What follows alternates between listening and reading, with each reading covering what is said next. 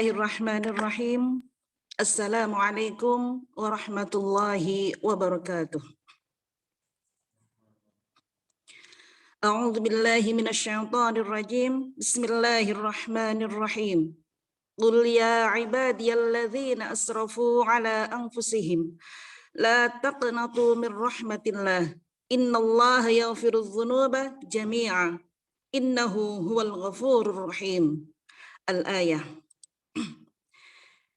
Yang terhormat Direktur Jenderal Pendidikan Islam Kementerian Agama Republik Indonesia, Profesor Dr. Haji Muhammad Ali Ramdhani STPMT, yang kami hormati Direktur GTK Madrasah Kementerian Agama Republik Indonesia, Dr. Haji Muhammad Zain MAG, yang kami hormati Koordinator Komponen 3 PKB GTK Madrasah Kementerian Agama Republik Indonesia, Dr. Ainur Rafiq MAG, penanggung jawab kajian pagi keislaman Muhammad Lutfillah MAG, Al-Mukarram wal Muhtaram, narasumber kita Ustadz Ismail Nur LC MAG, Sekolah Indonesia Kairo, yang alhamdulillah hari ini bisa live langsung dari Kairo.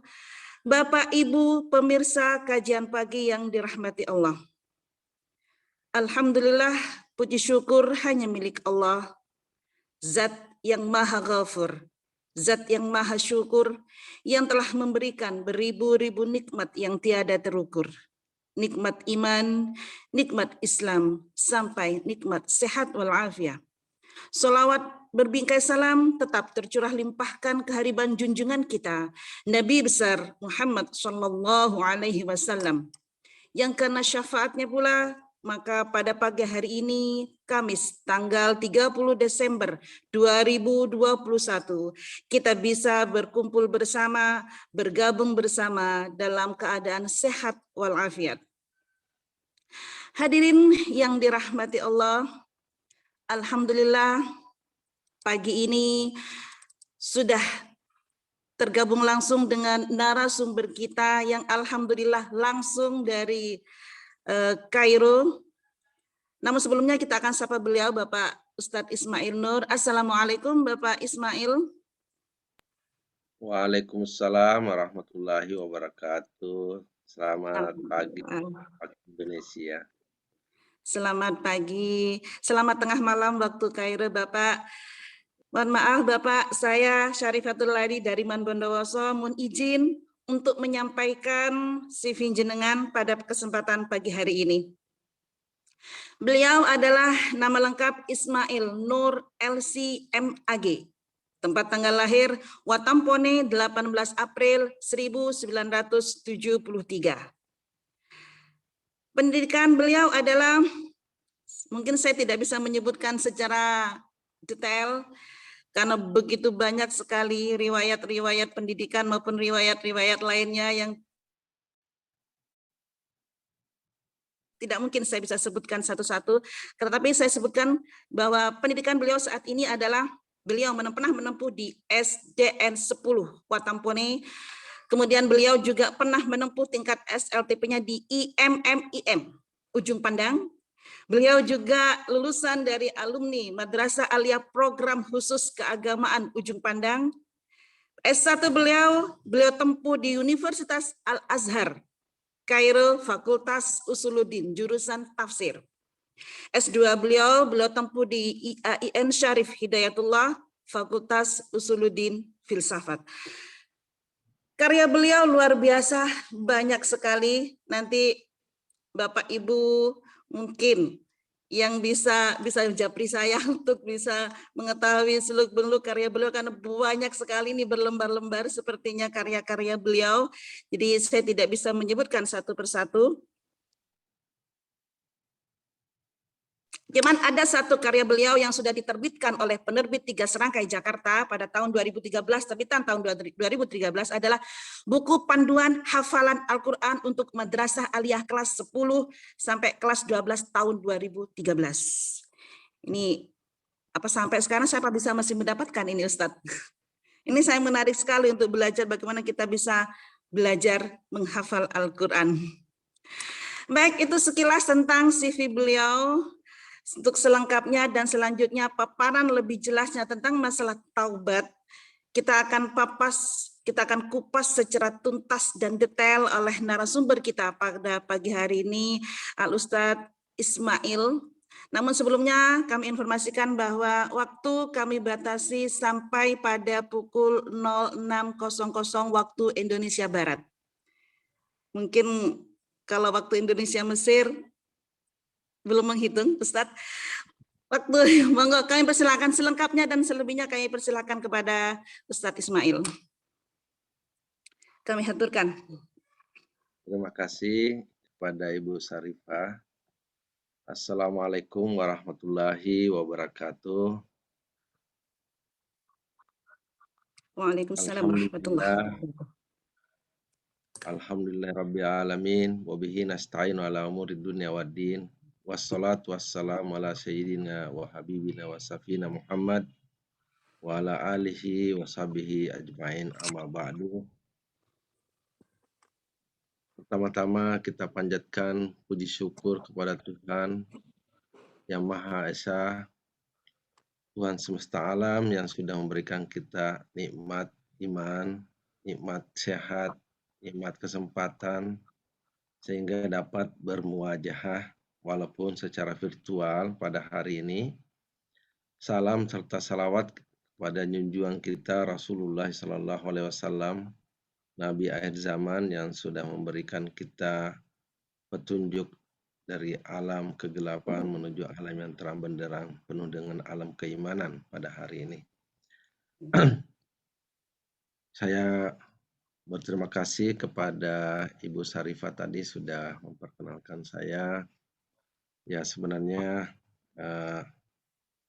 saya ya seperti biasa saja, tidak banyak hal yang bisa dibanggakan, namun diberikan kesempatan oleh Allah Subhanahu wa Ta'ala pada hari ini untuk berjumpa dengan saudara-saudara saya seiman dari tanah air atau dimanapun berada pada pagi hari ini atau pada malam hari ini untuk waktu Kairo.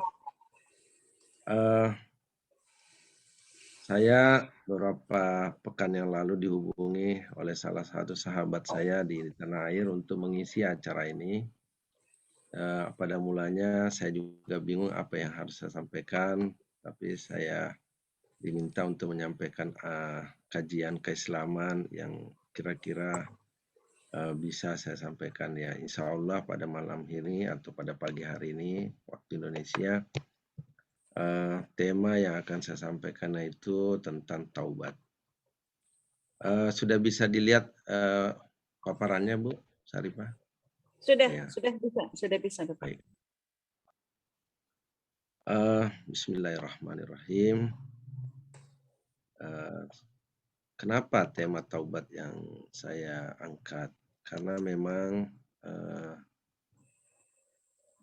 kalau kita perhatikan ya di dalam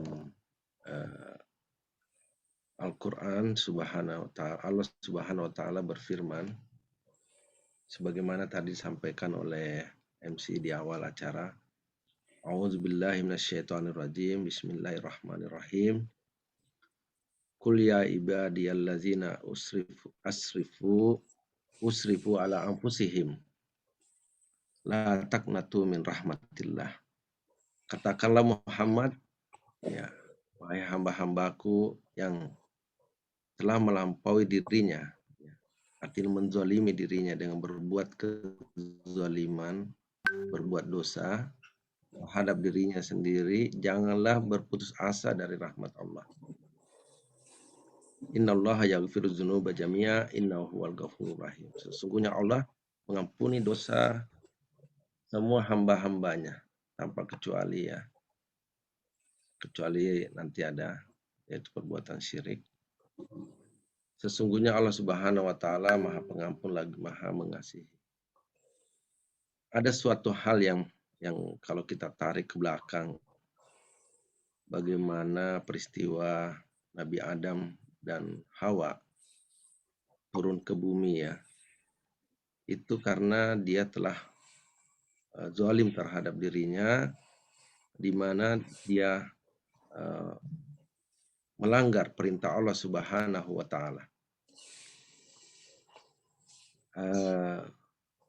Jadi di sini kita lihat bahwa sesungguhnya semua manusia tanpa kecuali itu pernah berbuat dosa. Jadi tidak ada manusia yang sempurna, sesempurna-sempurnanya sampai tidak melakukan satu pun perbuatan yang boleh dikatakan melanggar perintah Allah Subhanahu wa taala,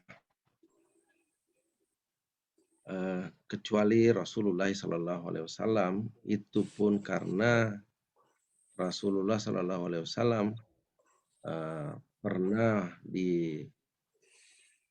diangkat dosa-dosanya, dibedah bedadanya, kemudian diangkat hal-hal yang akan menjadikan beliau berbuat dosa di kemudian hari, dicuci oleh malaikat selama 2 kali. Itu pada saat beliau masih kecil dan pada saat beliau hendak mi'raj ke langit dalam peristiwa Isra dan Mi'raj. Itu pun Rasulullah pernah mendapatkan teguran pada saat beliau tanpa sengaja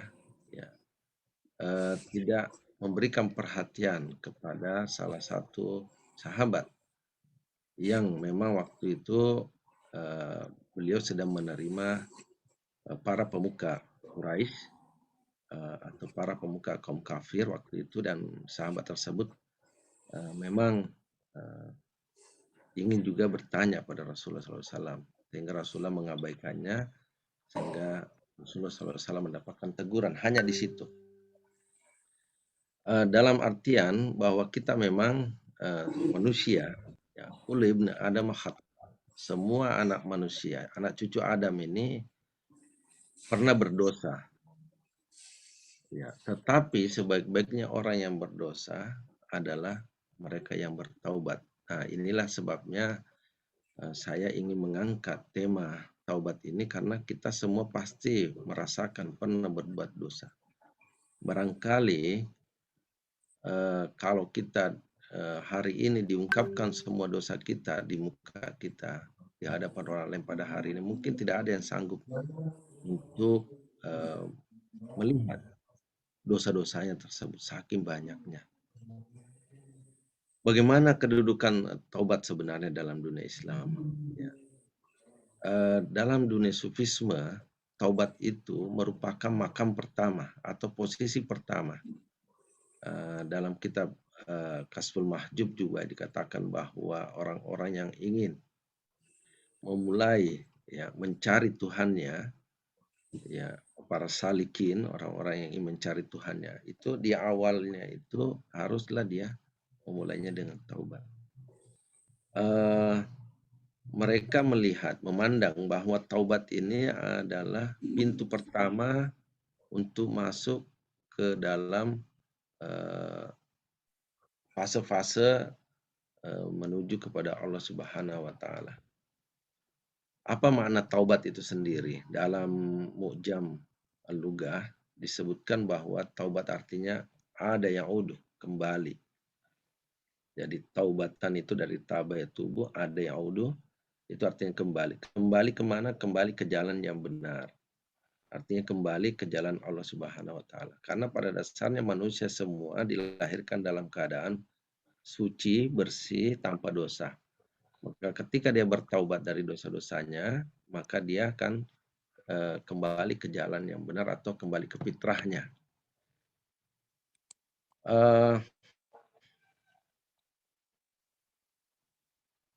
Mungkin kita sering mendengarkan kisah-kisah ya yang sering diungkapkan oleh para dai, ya, bagaimana Maha Pengampunnya Allah Subhanahu wa taala itu sampai diibaratkan apabila ada seorang musafir ya di tengah padang pasir, kemudian naik onta, kemudian mendapatkan sebuah oase atau tempat berteduh, kemudian dia tertidur di bawah pohon di tempat itu, tapi lupa mengikat ontanya, ketika dia terbangun, ontanya sudah pergi,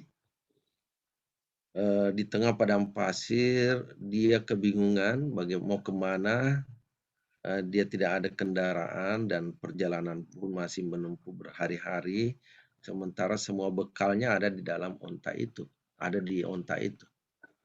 Sehingga dengan harapan dia ingin mendapatkan untanya itu, dia mengikuti jejaknya yang masih dia sempat dapatkan jejak-jejak kakinya dia di pasir itu. Kemudian dia mengikutinya selama 2 hari 2 malam tanpa makan, tanpa minum, sehingga dia tersungkur di tengah padang pasir di terik matahari. Kemudian jatuh pingsan. Ya, ketika jatuh pingsan, kemudian tanpa dia sadari, tiba-tiba untanya datang, kemudian menjilatinya sehingga dia terbangun. Begitu dia terbangun, begitu bahagianya dia melihat untanya itu, sehingga tanpa sadar dia mencium untanya itu. Dia memeluknya dan menciuminya. Beginilah kondisi antara hamba dengan Tuhannya. Diibaratkan bahwa orang-orang yang berdosa itu, ya, orang-orang yang berdosa itu seperti onta tadi, ya seperti onta tadi. Kemudian Allah Subhanahu wa taala seperti musafir tadi. Begitu bahagianya Allah, begitu senangnya Allah melihat hambanya yang bertaubat, ya, yang bertaubat itu, sehingga begitu ada seorang hamba yang bertaubat, itu Allah itu bukan lagi berbahagia, tapi mendekap hambanya itu dalam kasih sayangnya. Itulah yang kita ungkapkan dalam ayat pertama tadi. Begitu sayangnya Allah kepada hambanya yang berbuat dosa, sehingga siapapun tanpa kecuali ya yang bertaubat sebelum meninggal, insya Allah akan diampuni oleh Allah Subhanahu wa taala. Nah, bagaimana cara bertaubat menurut yang dipahami oleh para alim ulama? Yang pertama tentu saja adalah begitu berbuat dosa langsung mengingat istighfar, astagfirullahaladzim, atau berzikir kepada Allah Subhanahu wa taala. Allazina idza fa'alu fahisatan aw zalamu anfusahum zakarullaha fastaghfaru li dzunubihim. Apabila orang-orang yang berbuat dosa, ya, lupa kepada Allah Subhanahu wa taala, kemudian dia ingat, ya, kemudian ingat kepada Allah, berzikir kepada Allah, Allahu Akbar, astagfirullahaladzim. Kemudian berzikir, inilah orang-orang yang diampuni oleh Allah Subhanahu wa taala. Jadi ketika dia melakukannya, dia cepat-cepat berzikir atau beristighfar, tidak menunda waktu. Begitu dia ingat, ya secepatnya dia ingat, karena Rasulullah SAW mengatakan, la yazni zani wa huwa mu'minun. Tidak berzina seorang pezina sedangkan dia beriman. Jadi pada saat orang berbuat dosa, itu dia sebenarnya tidak mengingat Allah, ya, tidak beriman.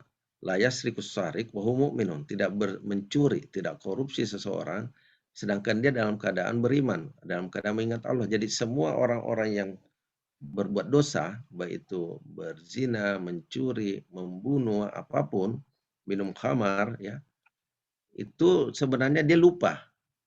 Kenapa? Karena memang syaitan selalu membuat kita selalu lupa dengan diri kita. Lupa dari mana kita, lupa kepada siapa kita harus beribadah, lupa dari mana kita diciptakan, lupa kepada siapa kita harus kembali. Nah, itu setan selalu mengiming-imingi itu. Nah, oleh sebab itu begitu ingat langsung beristighfar, astagfirullahaladzim. Yang kedua tentu saja meninggalkan perbuatan dosanya dan menyesali perbuatan itu untuk tidak melakukannya lagi. Sebagaimana penyesalannya, bagaimana itu tergantung kondisi setiap orang, tidak sama. Ada yang menyesal saat itu, kemudian dia melakukannya lagi. Ada yang menyesal selama-lamanya, tidak melakukannya selama-lamanya. tergantung kualitas imannya seseorang. Kalau dia melakukannya lagi, ya bertaubat lagi. Melakukannya lagi, bertaubat lagi. Semampu dia, jangan sampai kalah dengan syaitan. Sampai dia di penghujung nanti dia meninggal, di situ dilihat apakah dia sebelum meninggal itu dia taubat ataukah dia tidak bertaubat. Nah, sebaik-baiknya orang yang bertaubat ya sudah bertaubat tidak melakukannya lagi. Namun bagaimana syaitan selalu akan menggodanya. Tentu saja godaan ini setiap orang berbeda-beda kualitasnya. Ada yang tinggi, ada yang rendah. Ya, tentu saja semakin tinggi kualitas iman seseorang, semakin kuat godaan setannya. Kemudian dia meyakini bahwa perbuatan itu semuanya tidak benar. Ya. Jadi harus yakin bahwa perbuatan itu tidak benar. Kalau dia meyakini bahwa perbuatan itu benar, itu bukan taubat namanya. Jadi dia harus yakin bahwa perbuatan salah, mencuri, menyakiti orang lain, kemudian mengambil haknya orang lain, ya, korupsi, kemudian berzina, kemudian minum khamar ataupun makan harta riba, tidak memberikan haknya orang, itu semuanya adalah perbuatan-perbuatan yang dosa. Itu harus diyakini bahwa perbuatan itu adalah perbuatan yang tidak benar. Baru kemudian bisa diterima taubatnya. Kemudian apa yang harus dilakukan lagi yaitu memperbaiki diri kita, ya. Dengan cara apa? Ya Rasulullah SAW mengatakan wa'at bisayyatan hasanah tamhuha. Jadi Rasulullah SAW mengatakan ikutkanlah setiap perbuatan dosa itu dengan perbuatan-perbuatan baik. Jadi setiap kali kita melakukan suatu perbuatan diganti dengan perbuatan yang baik. Kalau misalnya kita mengambil barang orang, ya sebaiknya ya harus dikembalikan barang. Kalau saya korupsi, ya kembalikan korupsinya. Berapa 1 juta, 1 juta dikembalikan. Jangan korupsinya 1 juta, dikembalikannya 10.000. Karena itu tidak akan menyelesaikan dosa-dosa kita. Seberapa yang kita ambil, segitu yang harus dikembalikan. Jadi tidak akan terhapuskan dosa kita dengan mengambil 1 juta, kemudian kita sedekahkan di masjid 10.000. Ya, itu tidak akan menghapus dosa kita. Jadi dosa itu akan terhapus kalau semuanya barangnya orang dikembalikan. Kita mencuri orang televisi, ya kita jangan kembalikan colokannya. Ataukah kardusnya saja. Pak, saya kembalikan kardusnya saja, televisinya buat saya saja. Itu bukan taubat namanya. Ya, jadi taubat kalau mengambil haknya orang lain harus dikembalikan semua haknya orang. Kalau misalnya kita menyakiti orang lain hatinya, ya kita harus minta maaf sampai dia maafkan. Kalau misalnya tidak maafkan, kita kembalikan kepada Allah Subhanahu wa taala karena kita sudah melakukan semuanya. Ya. Kemudian kita memperbanyak dengan sedekah.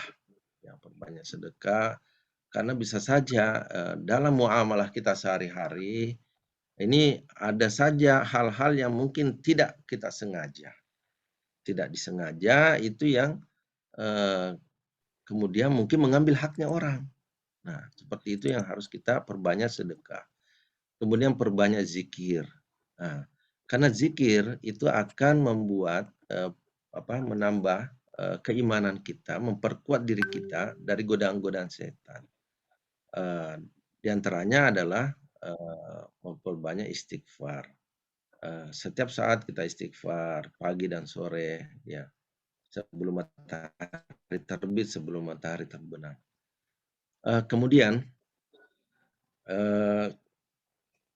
perbuatan-perbuatan baik itu sebaiknya yang dilakukan itu adalah yang berkesinambungan. Ya, kenapa harus berkesinambungan? Karena perbuatan baik kalau dilakukan secara berkesinambungan juga akan menambah keimanan. Bukan perbuatan yang sewaktu-waktu saja.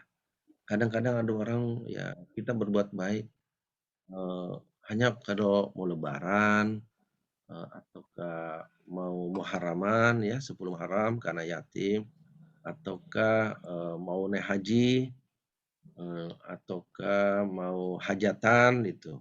Nah, itu bagus, tapi lebih baik kata Rasulullah bidawam, yang berkesinambungan. Walaupun sedikit, ya contohnya apa? Ya mungkin ya bagi orang yang senang misalnya sedekah, ya mungkin ada uang setiap hari dia sedekahkan Rp1.000 atau Rp5.000 kepada siapapun yang dia kenal, atau kan dia memberi makan setiap hari Jumat misalnya kepada fakir miskin. Ya itu rutin, walaupun hanya mungkin 10 orang, tapi rutin. Atau dia membiayai anak yatim ataukah tetangganya yang miskin, dia nafkahi hidupnya. Nah, itu berkesinambungan. Lebih baik seperti itu daripada yang banyak tapi pada waktu tertentu saja. Karena kekhawatiran kita kalau jaraknya terlalu jauh, itu setan mudah menggoda. Tapi kalau setiap hari berkesinambungan, itu zikir ataupun sedekah, ataupun mengucapkan terima kasih, itu juga sedekah. Itu pun tersenyum kepada orang lain, itu juga sedekah. Insya Allah itu kalau berkesinambungan akan memperkuat keimanan. Kemudian yang terakhir itu ikhlas. Lakukanlah karena Allah Subhanahu wa Ta'ala. Bukan karena ingin dapat, kalau untuk sufi ya, itu bukan karena ingin dapat surga. Ya, kalau dalam syairnya Rabadawiyah itu, dia katakan tidak ada lagi benci dalam hatiku, sampai setan pun tidak akan saya benci, karena betul-betul saya cinta kepada Allah Subhanahu wa Ta'ala. Jadi lakukanlah karena Allah Subhanahu wa Ta'ala, bukan karena siapa-siapa, bukan karena apa. Ibnu Mas'ud radhiyallahu anhu pernah menyampaikan bahwa surga itu ya ada 8 pintu, tapi ada satu pintu yang tidak pernah tertutup, yaitu pintu taubat. Jadi insya Allah setiap hari kita bertaubat, setiap habis sholat kita berwirid istighfar, insya Allah Allah akan melindungi kita dan mengampuni kita. Dan oleh sebab itu janganlah berhenti beramal, lakukanlah amal setiap saat. Ya, karena itu insya Allah akan membimbing kita. Luqman Al-Hakim juga pernah berpesan bahwa seandainya kita itu nanti dimatikan oleh Allah Subhanahu wa Ta'ala dan diberi kesempatan untuk bangkit kembali dari kuburan, itu pasti kita akan bersedekah, minta diberikan waktu untuk bersedekah. Ya Allah, berikanlah aku penangguhan sedikit agar aku bisa bersedekah sebentar saja, walaupun 10 menit. Saya akan sedekahkan semua hartaku. Tapi karena Allah Subhanahu wa Ta'ala tidak pernah menunda kematian seseorang, maka ya penyesalan yang akan terjadi. Oleh sebab itu, sebelum ajal datang, ya lakukanlah segera amal ibadah. Pagi ini begitu selesai mendengarkan ceramah ini, keluarkan sedekahnya. Insya Allah Allah Subhanahu wa Ta'ala akan menerima tobat kita. Kapan tobat itu akan dilaksanakan? Ya sesegera mungkin lah. Jangan ditunda-tunda.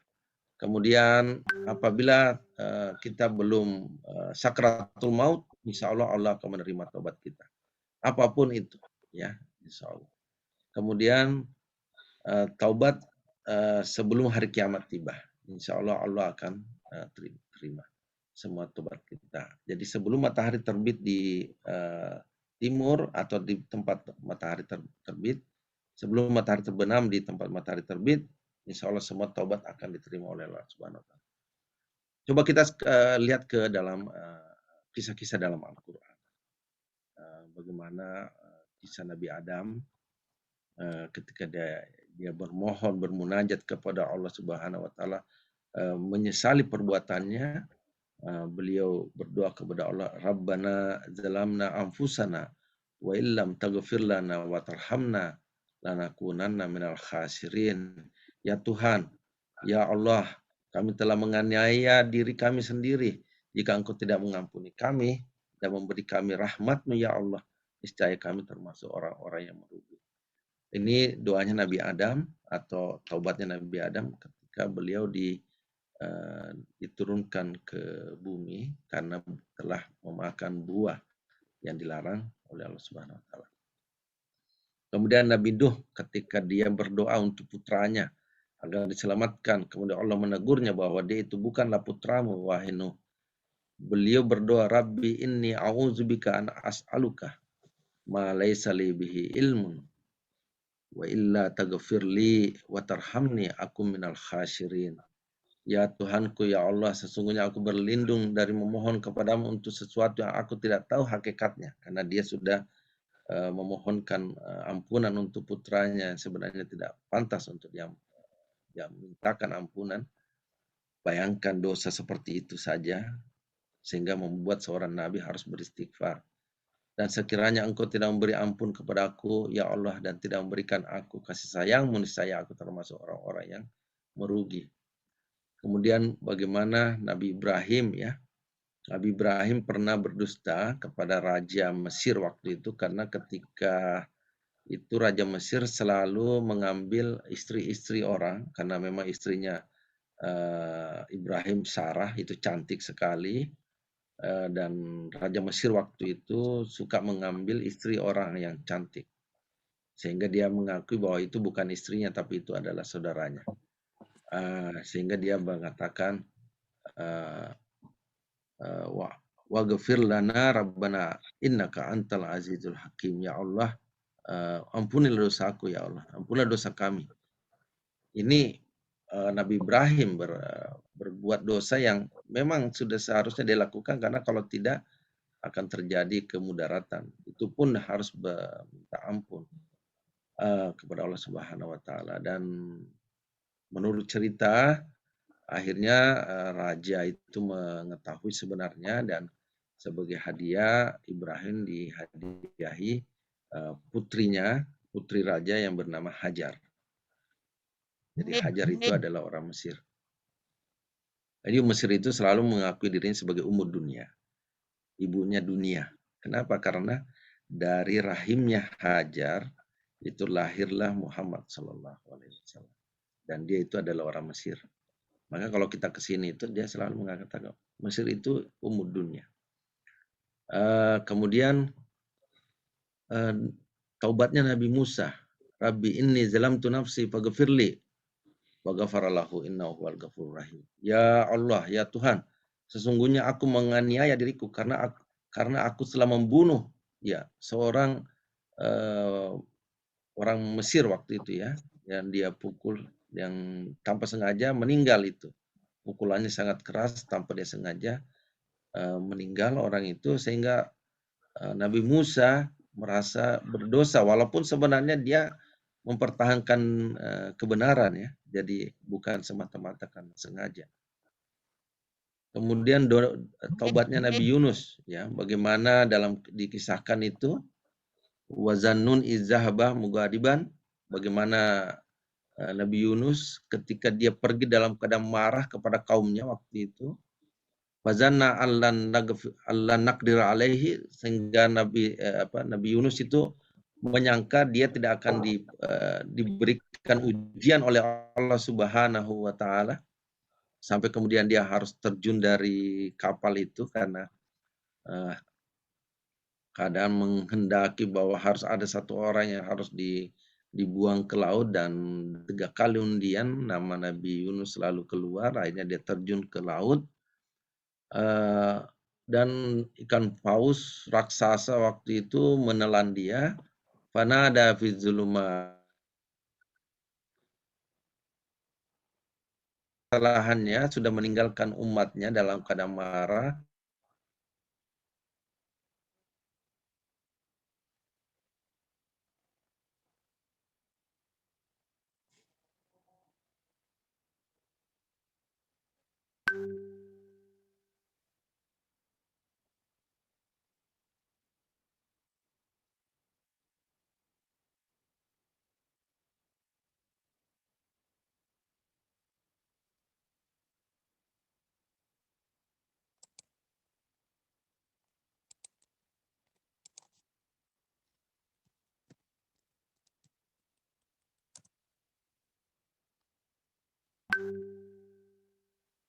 Ya, mohon izin tadi terputus karena koneksi jelek, ya.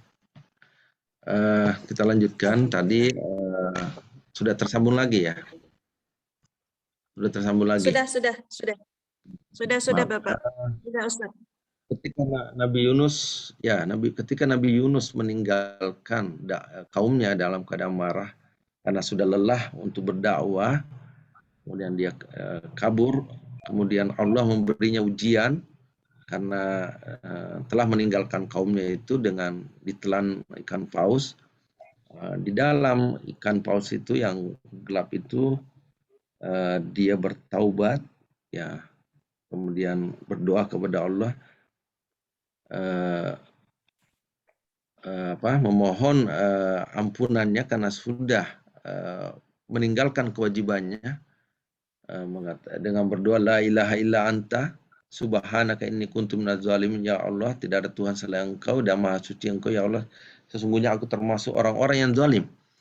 Ini juga mengindikasikan bahwa kita jika diberikan amanah oleh Allah Subhanahu wa taala, baik itu jabatan ataupun amanah apapun, itu jangan sampai kita dengan mudahnya meninggalkan amanah itu tanpa alasan yang sangat kuat. Ya, saya kira peristiwa Nabi Yunus juga perlu kita perhatikan, apalagi kita yang misalnya punya jabatan sebagai guru ataupun sebagai RT, RW ataupun lurah, camat yang diberikan oleh amanah oleh Allah Subhanahu wa taala, jangan dengan mudahnya kita abaikan karena alasan tidak kuat. Karena bagaimanapun juga la yukallifullahu nafsan illa wus'ah. Allah tidak akan memberikan beban kepada kita kecuali Allah sudah tahu bahwa itu kita sanggup untuk menanggungnya. Dalam peristiwanya juga Nabi Daud, ya, bagaimana Nabi Daud yang sudah memiliki 99 istri, kemudian dia tertarik kepada salah seorang istri dari panglimanya, ya. Kemudian karena dia tertarik kepada istrinya, panglimanya itu, sehingga Nabi Daud mengutus panglima itu ke medan perang yang paling depan supaya meninggal. Nah, ternyata hatinya Nabi Daud ini diketahui oleh Allah Subhanahu wa taala, dan memang Allah Maha tahu segala hati orang.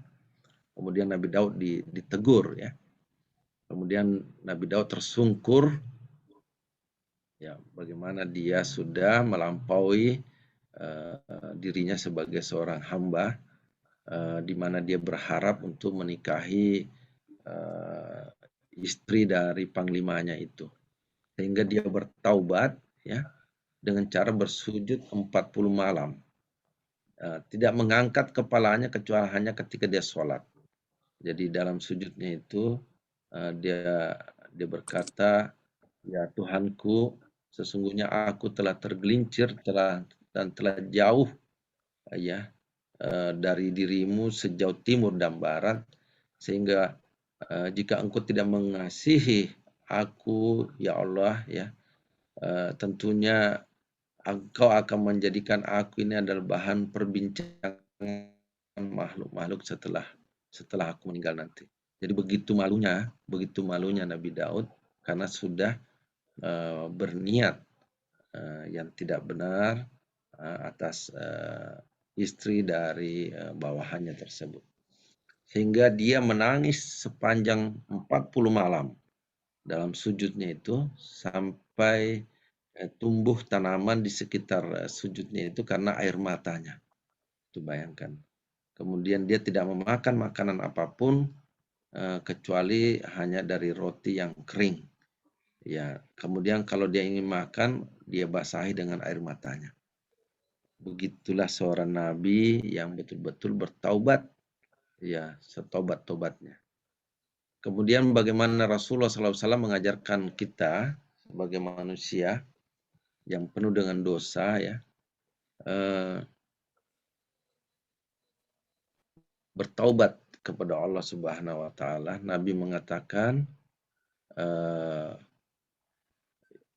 taubatlah engkau wahai umat manusia, karena sesungguhnya aku pun memohon ampun kepada Allah Subhanahu wa taala itu sampai 100 kali dalam sehari. Itu minimal itu. Nah, ini yang perlu kita praktekkan dalam sehari. Kita istighfar setiap habis sholat. Kalau Rasulullah bisa misalnya 100 kali paling sedikit, ya mungkin kita harus lebih karena lebih banyak dosa kita, ya. Nah, ada doa yang doa yang dibaca oleh Rasulullah SAW yang biasa disebut dengan Sayyidul Istighfar. Allahumma anta rabbi la ilaha illa anta khalaqtani wa ana abduka wa ana ala ahdika wa adika mastata'tu a'udzubika min syarri ma sana'tu abu laka bi ni'matika alayya wa abu bi dzunubi faghfirli fa innahu la yaghfiru dzunuba illa anta. Kita ulang-ulangi terus, ini namanya Sayyidul Istighfar. Penghulunya istighfar. Istighfar. Ya, insyaallah kita baca. Kalau ini kepanjangan, ya cukup astagfirullahaladzim, astagfirullahaladzim, astagfirullahaladzim. Setiap habis sholat. Lakukan sebanyak mungkin. Kalau bisa setelah sholat subuh, bisa misalnya 50 kali, setelah sholat maghrib 50 kali, ya itu bisa 100 kali. Insya Allah, Allah akan melindungi kita dari perbuatan-perbuatan yang kira-kira setan akan masuk di dalamnya. Jadi saya ulangi lagi doa yang dibaca oleh Rasulullah SAW ketika beliau beristighfar. Allahumma anta rabbi la ilaha illa anta khalaqtani wa ana abduka wa ana ala ahdika wa wa'dika mastata'tu a'udzubika min syarri ma sana'tu abu laka bi ni'matika alayya wa abu bi dzanbi waghfirli innahu la yaghfiru dzunuba illa anta. Ya Allah, Engkaulah Tuhanku, tidak ada Tuhan selain Engkau. Ya Allah, Engkau telah menciptakanku, dan aku adalah hamba-Mu, dan aku berada dalam perjanjian denganmu. Semampu yang aku bisa lakukan, aku berlindung kepadamu dari keburukan-keburukan yang aku lakukan. Ya, aku meyakini, aku mengakui semua nikmat-Mu kepadaku dan dosa-dosaku, dan ampunilah dosa-dosaku. Karena sesungguhnya tidak ada yang maha mengampuni dosa-dosa kecuali Engkau, ya Allah. Insya Allah, mudah-mudahan apa yang disampaikan, apa yang kita dapatkan pada hari ini bermanfaat buat kita semua. Sekian dari saya. Wassalamualaikum warahmatullahi wabarakatuh. Waalaikumsalam warahmatullahi wabarakatuh. Terima kasih pemaparannya yang begitu lugas dan jelas dari Ustadz Ismail. Ini teman-teman sudah mulai raise hand satu-satu. Tetapi sebelumnya saya akan membacakan chat di kolom chat yang sudah jauh di awal sudah beliau teman-teman sudah ngechat kepada kajian pagi hari ini. Untuk yang raise hand kami mohon untuk bersabar dulu karena saya akan membacakan pertanyaan dari kolom chat terlebih dahulu. Ini ada pertanyaan dari Ibu Yeni Nur Azizah. Beliau mengatakan, apakah benar ketika orang melakukan dosa zina, yang mana dosa zina itu belum dilakukan hukum rajamnya atau hukum bunuhnya, apakah dosa itu bisa diampuni ketika taubatnya itu di Mekah? Sehingga kalau dalam kategori ini ada keterbatasan tempat dan waktu untuk melakukan taubat. Itu yang pertama. Kemudian yang kedua, bagaimana cara mengembalikan uang pinjaman kepada teman lama yang sudah tidak diketahui alamatnya? Mungkin ini pernah meminjam dalam jangka waktu yang lama tidak sempat mengembalikan, dan mungkin alhamdulillah dengan pencerahan pada pagi hari ini Allah memberikan hidayah sehingga ada sebuah keterbukaan untuk melakukan obat dengan cara mengembalikan pinjaman yang pernah beliau lakukan. Itu dua pertanyaan terlebih dahulu, Ustadz. Mungkin Ustadz bisa menjawab terlebih dahulu, sebelumnya nanti kita lanjutkan dengan teman-teman yang raise hand. Monggo, Ustadz Ismail.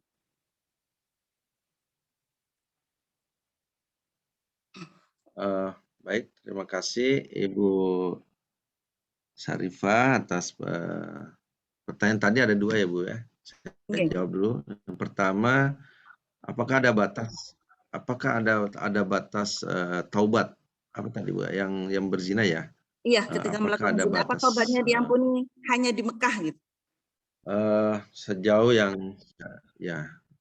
yang saya pahami, Allah Subhanahu wa Ta'ala tidak pernah membatasi kapan kita ingin bertaubat, kecuali yang saya sebutkan tadi, yaitu sebelum sakratul maut dan sebelum hari kiamat. Jadi sebelum matahari terbit di timur, di barat, dan sebelum kita berada dalam sakratul maut, taubat selalu terbuka lebar. Eh, Namun Rasulullah SAW memberikan kita bimbingan bagaimana bertaubat, yaitu lakukanlah sepanjang hari, minimal 100 kali. Karena bagaimanapun juga kita tidak tahu di sepanjang hari itu pada saat apa kita bisa meninggal. Misalnya saja kita bertaubat habis sholat subuh. Tiba-tiba kita berangkat kerja naik motor, tiba-tiba motor jatuh, kita meninggal kan. Nah, seperti itu. Makanya harus dilakukan setiap saat. Maka disarankan ya oleh para ulama kita bertaubat itu setelah sholat fardu. Ya, setelah sholat fardu. Jadi misalnya dari asar ke maghrib, insya Allah mudah-mudahan tidak ada perbuatan dosa yang kita lakukan. Kita istighfar di asarnya, sehingga ketika meninggal sebelum maghrib, insya Allah kita dalam keadaan husnul khatimah. Atau misalnya dari maghrib ke isya, ya kita bertaubat, atau dari isya sebelum tidur, ya. Kan walaupun panjang waktunya, tapi kan rata-rata kita kalau malam itu kan sudah tidur. Ya boleh dikatalah manusia jarang yang berbuat dosa di waktu-waktu itu ya. Nah, kita bertobat. Nah, kalau misalnya mau ditambah dengan setelah sholat malam, ya alhamdulillah bisa. Jadi sebelum sholat subuh pun kalau kita meninggal dalam keadaan husnul khatimah.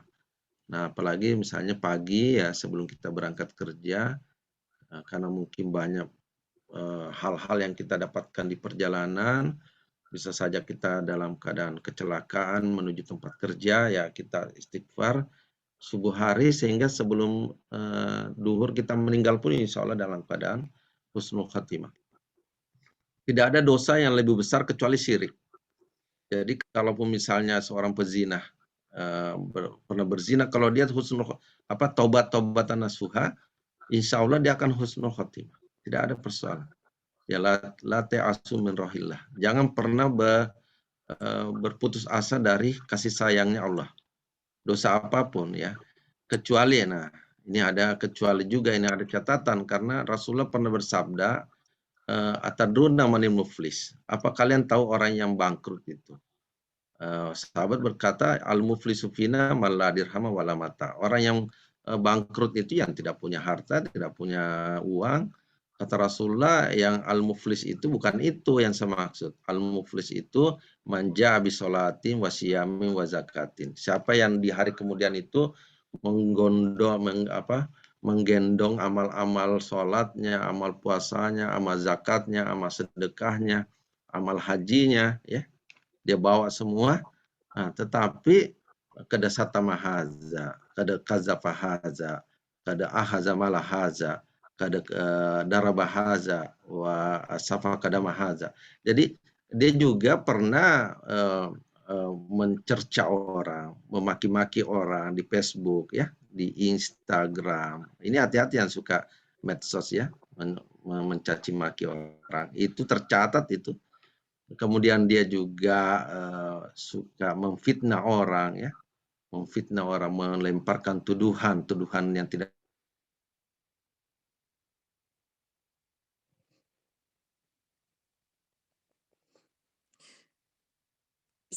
membunuh orang lain. Ini semua akan kemudian bisa saja ini tidak terampuni karena menyangkut haknya orang. Itu kalau masih menyangkut urusan pribadi, misalnya dia berzina. Kalau dia berzina itu masih urusan pribadi dia dengan orang yang berzina itu kan. Tapi kalau mengambil harta orang, nah ini mengambil harta orang ya harus dikembalikan hartanya. Ya, menyakiti orang, ya bagaimana dulu Nabi SAW menjelang dia meninggal, dia pernah mengumpulkan sahabat. Kemudian dia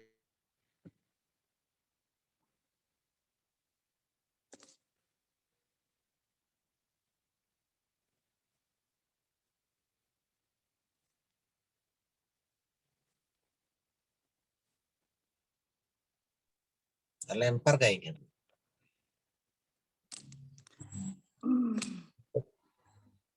Sepertinya jaringannya beliau, tapi mudah-mudahan bisa tersambung kembali. Kita tunggu sebentar, Bapak. Ya betul. Mudah-mudahan beliau bisa Amin. bergabung kembali dengan kami. halo, terputus ya. Ya. Terputus ini. Ya, sudah masuk lagi. Baik. Saya lanjutkan Bu ya. Ya, ya, alhamdulillah. Deg-degan saya, Ustaz. Kedengaran? Ya, ini sinyal kurang bagus ini. Biasa di Nggih. akhir bulan ini tuh turun sinyalnya. Jadi semua dosa insya Allah ya berdasarkan firman Allah dan sabda Rasul akan diampuni oleh Allah Subhanahu wa taala sebelum dia meninggal atau sebelum hari kiamat. Namun kalau berkaitan dengan hak orang, selesaikan dulu haknya orang lain. Ya. Karena Rasulullah sebelum meninggal itu pernah mengumpulkan sahabat, kemudian dia menyampaikan kepada sahabat, siapa yang pernah saya sakiti? Kalau ada yang pernah saya sakiti, tolong sampaikan sekarang sebelum saya meninggal. Akhirnya ada seorang sahabat yang mengacungkan tangan. Wah, kaget sahabat Umar Abu Bakar semua kaget. Ini kok bisa gitu ya. Maka Rasulullah pernah menyakitimu? Iya, pernah. Rasulullah memukul saya. Dia tanpa sengaja sebenarnya, tapi saya sakit sekali waktu itu. Akhirnya Rasulullah mengatakan apa yang saya pukul waktu? Kamu memukul punggung saya waktu itu. Sekarang tolong Rasulullah buka punggung bajunya, saya akan pukul Rasulullah juga. Rasulullah harus menerima karena kalau tidak nanti dia akan ditagih di akhirat. Kalau menyangkut hak orang lain, Allah tidak bisa masuk di situ. Itu harus diselesaikan juga. Jadi tapi sahabat tadi ini ternyata singkat cerita dia tidak jadi memukul Rasulullah, tapi dia ingin memeluk Rasulullah Sallallahu Alaihi Wasallam. Sehingga dia mengatakan saya memeluk Rasulullah supaya kulit saya dan kulit Rasulullah bersatu karena saya tahu kulit Rasulullah tidak akan disentuh api neraka. Sehingga semua sahabat menangis saat itu. Tapi intinya di sini kalau kita berbuat dosa kepada orang lain, nah itu harus diselesaikan urusan itu. Kalau urusan harta ini harus diselesaikan di dunia. Kalau tidak ya nanti di akhirat kita akan ditagih dari amalan kita. Kalau amalan kita habis maka dosa-dosa mereka akan dilimpahkan ke kita. Kemudian ada penyelesaian diberikan oleh Allah Subhanahu wa taala dalam sebuah riwayat disebutkan bahwa orang yang nanti punya kaitan di akhirat sangkut pautan itu diberikan tawaran. Bagaimana mau memaafkan saudaramu atau saya berikan kamu surga yang lebih luas. Tentu saja orang semuanya lebih suka surga dibanding memberikan dibandingkan tidak memaafkan, pasti orang akan memaafkan semua. Jadi itu memang Allah Subhanahu wa taala sudah mempersiapkan itu. Pertanyaan kedua tadi, Bu, apa tadi yang Kalau kita punya pinjaman, masalah bagaimana? hutang piutang? Iya, bagaimana cara Ya. mengembalikannya kalau alamatnya sudah tidak diketahui? Semaksimal mungkin dicari ahli warisnya dulu. Dicari ahli warisnya di kampung itu pasti saya kira ada yang mengetahui ahli warisnya. Kalau kita berusaha ya mencarinya. Ya memang ada yang masalah ini kalau misalnya kita tidak mengenal keluarganya. Ya, itu masalah. Ya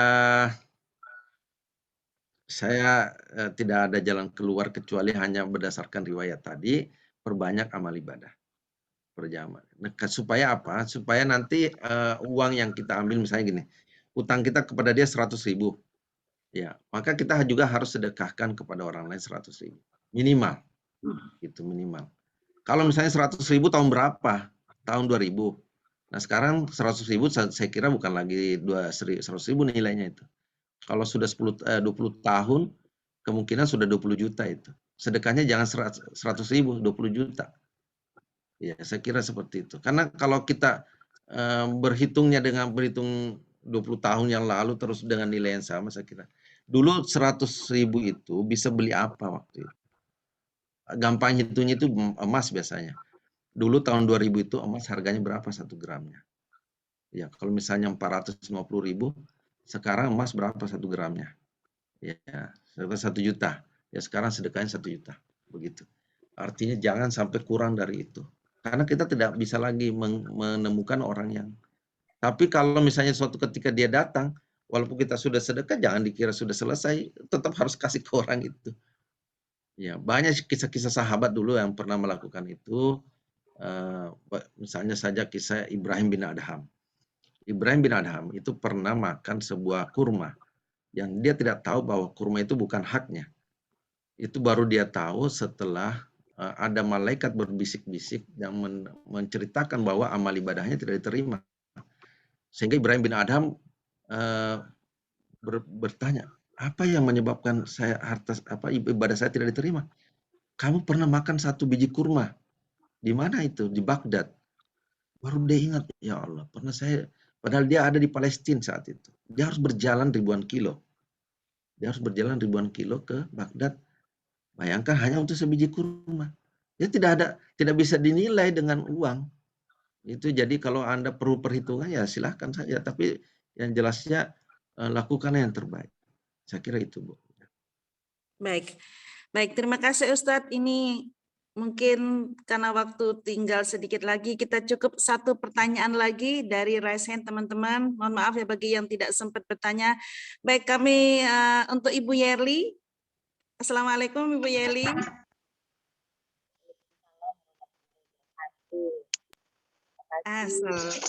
Baik Ibu Yerli, kami persilakan yang singkat, padat dan jelas ya Ibu Yerli. Moderator, makasih Ustadz, pencerahannya Masya Allah ini luar biasa banget ini. Ya, begini Ustadz, mohon maaf izin gitu bertanya. Benar apa tadi yang dibilang Ustadz itu semuanya yang kita lakukan dalam kehidupan sehari-hari.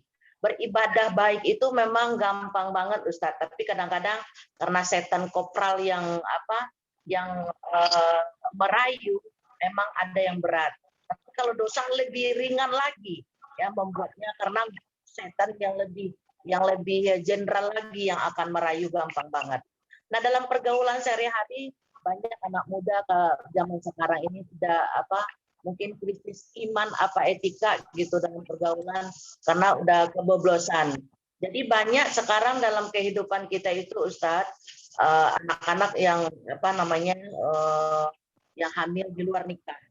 Nah, misalnya tetangga dulu omongannya kan begini Ustadz, kalau ada yang zina, nah 45 rumah kena kita gitu. Itu maksudnya kena kita itu kena dosanya atau kena apanya Ustadz? Karena begini, kalau dia yang pelaku, nah udah jelas ya kalau dia menuntut ilmu ke membaca buku dan segala macam, berarti dia tahu bagaimana tobatnya gitu. Nah kita sebagai misalnya tetangganya yang kena 45 apa yang harus kita lakukan Ustaz? Itu satu. Yang kedua, hampir mirip yang tadi. Ketika orang itu belum jadi apa-apa, misalnya taruhlah contohnya jadi PNS. Nah setelah jadi PNS misalnya dia berjanji, nah kalau saya jadi PNS nanti insya Allah saya akan memberi sesuatu kepada si A gitu. Nah seperti yang tadi alamatnya udah hilang, tetapi kan sesuatu itu kita kan nggak kita bilangin mau mengasih apa gitu. Mungkin kali rezeki atau berbentuk uang atau berbentuk barang. Nah ketika dicari emang nggak ada, terus kita sedekahkan aja ke masjid. Apa itu udah sampai niat kita atau masih ada tanggungan kita Ustaz?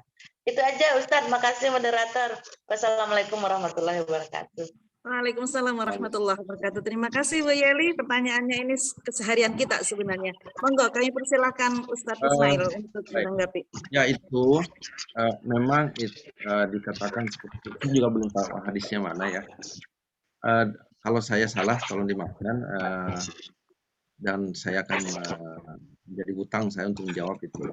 Apakah orang yang berzina itu membawa sial 40 tetangganya kiri kanan depan belakang? Saya kira tidak ada dosa yang menjadi dosa warisan ya. Tapi bahwa orang yang berbuat dosa kemudian warga membiarkan, itu tentu saja warga akan mendapatkan akibatnya. Itu artinya kita harus amar ma'ruf nahi munkar. Kalau memang itu pezinahnya ketahuan, ya tentu harus diberikan hukuman sesuai hukuman yang berlaku di negara itu. Kalau di Indonesia kan bukan negara Islam, jadi tentu tidak bisa dirajam. Ya dikembalikan kepada hukum yang berlaku di masyarakat. Kalau misalnya dia harus dihukum sesudah hukum positif yang ada di Indonesia, ya silakan. Tetapi ya, Rasulullah juga Maha Pengampun atas hamba-hamba dulu pernah ada seorang wanita yang berzina pada masa Rasulullah. kemudian dia mengakui dosanya, kemudian menghadap Rasulullah untuk dirajam. Tapi wanita ini hamil. Rasulullah mengatakan, ya sudah kamu pulang dulu. Semoga anakmu nanti lahir dengan selamat. Kemudian setelah wanita itu melahirkan, dia datang lagi. Ya, sambil membawa anaknya. Rasulullah mengatakan, kamu susuilah anak itu. Ya, disusui dulu anak itu sampai 2 tahun. Ya, semoga dengan 2 tahun wanita ini melupakan itu. Maksudnya mungkin Rasulullah itu kan. Karena wanita ini sudah taubat sebenarnya. Namun Allah sudah mengampuni dosanya. Ya, tapi wanita ini ingin betul-betul dihukum atas permintaan sendiri. Dia datang kepada Rasulullah lagi. Ya, Rasulullah tidak bisa menolak karena ini permintaannya sudah ditolak 2 kali. Datang lagi. Sehingga waktu wanita ini dirajam dan meninggal, itu darahnya kecipratan ke sahabat yang melempari. Sampai sahabat ini melaknat. Rasulullah menegur sahabat itu.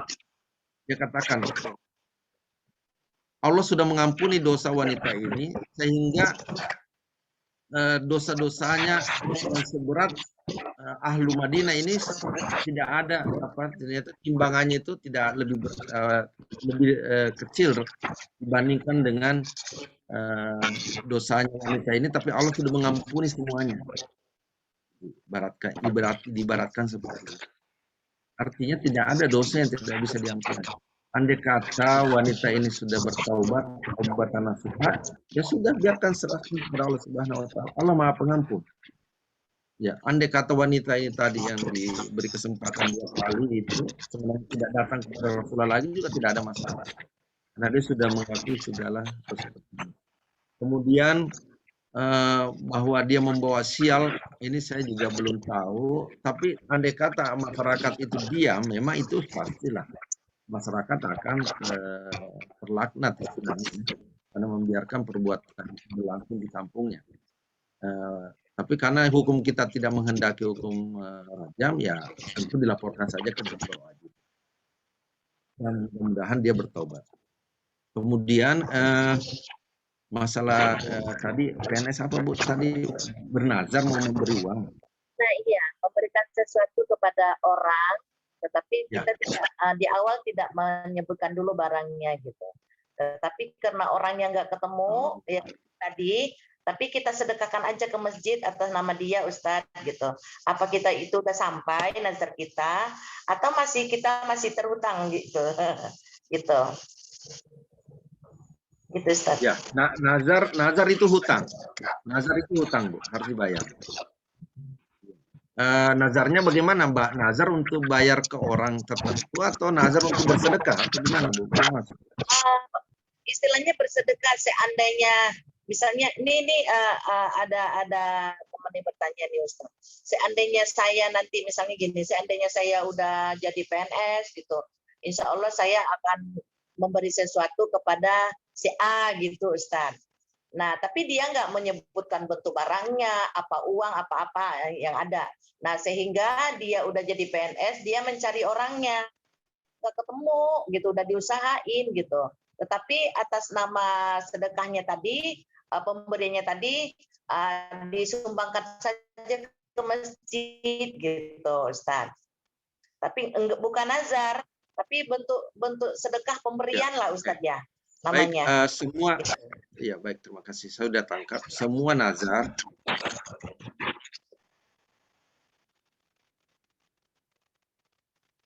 Ya, itu janji ya.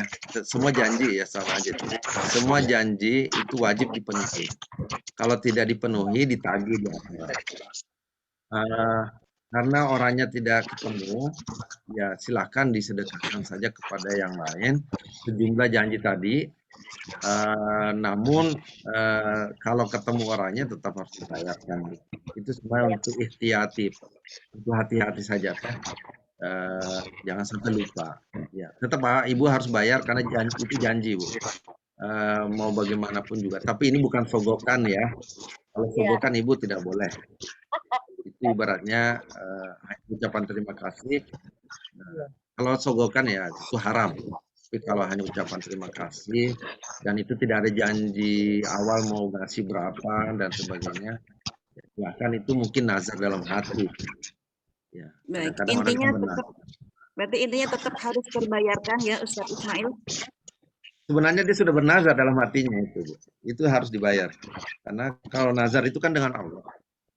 Ya, kalau nazar dengan Allah ya harus dibayar. Baik, Saya kira baik itu, Bu. Ustadz Ismail. Ya, begitu mungkin Ibu Yeli, karena mungkin kita tidak bisa lebih lama lagi mengingat waktu yang begitu mepet sekali. Terima kasih pertanyaannya untuk Ibu Yeli.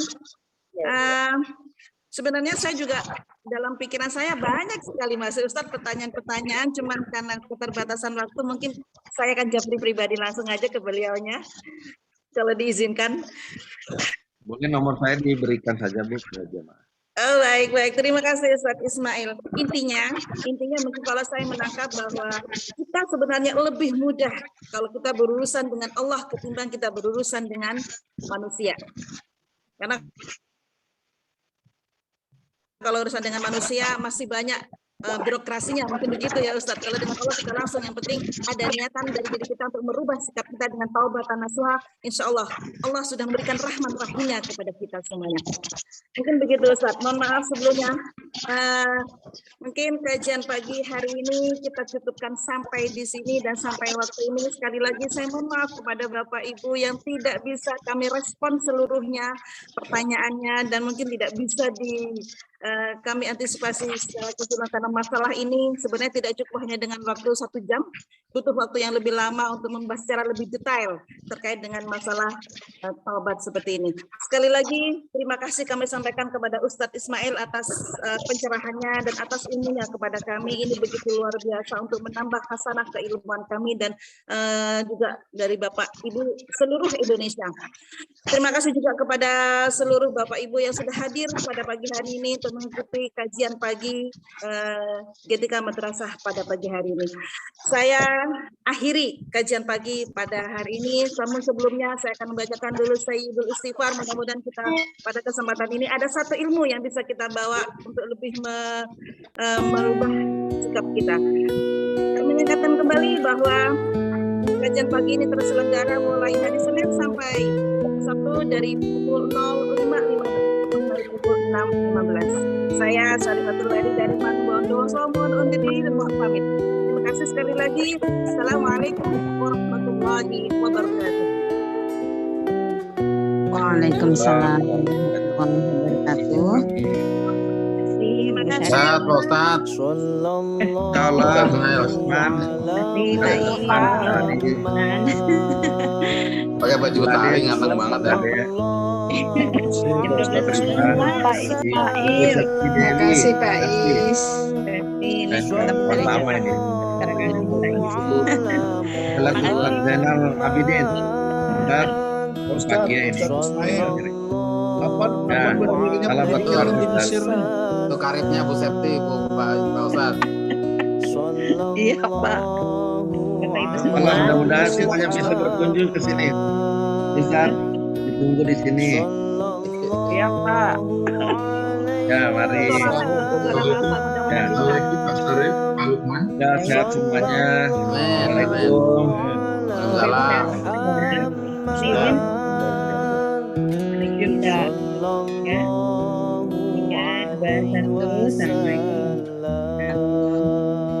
Assalamualaikum.